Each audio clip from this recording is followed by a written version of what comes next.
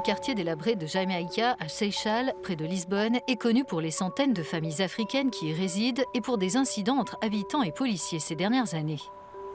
Il est à l'origine d'un fait politique sans précédent au Portugal. Le leader du parti d'extrême droite Chega, André Ventura, a dû présenter des excuses publiques sur décision de justice pour avoir l'an dernier qualifié de bandits des habitants qui avaient posé aux côtés du président portugais lors de sa visite sur place en 2019. La famille Coxy avait poursuivi André Ventura en justice pour discrimination fondée sur la couleur de peau et la position socio-économique. Malgré les excuses, André Ventura a rapidement dit qu'il était en violent désaccord avec la condamnation du tribunal, tout en soulignant qu'il ne voulait pas conduire le parti, je cite, « dans un gouffre juridique et financier ». À Santo Isidoro, à 50 km de Lisbonne, le parti Chega a enregistré des scores élevés lors des élections locales et présidentielles. Mais trouver sur place un électeur qui reconnaît avoir voté pour cette formation n'est pas chose facile. Leurs représentants disent beaucoup de choses, les gens les écoutent, tout le monde les écoute.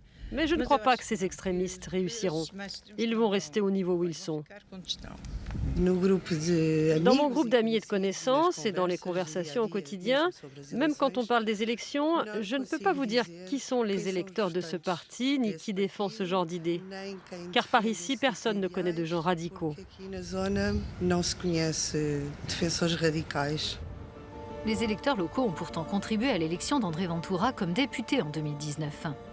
Projet de journalisme d'investigation, 74 a étudié le phénomène de radicalisation. Récemment, ses membres ont infiltré la version portugaise des Proud Boys, le mouvement d'extrême droite américain, dont on découvre sur ces images un rite initiatique. L'exception portugaise, à savoir qu'il n'y aurait pas d'extrême droite au Portugal, était en réalité un mythe. La percée de Chega s'est produite dans le contexte de l'essor de l'extrême droite au niveau européen et international, avec l'élection de Jair Bolsonaro et de Donald Trump et la progression de Marine Le Pen en France. En Espagne, Vox était aussi entré au Parlement avant Chega.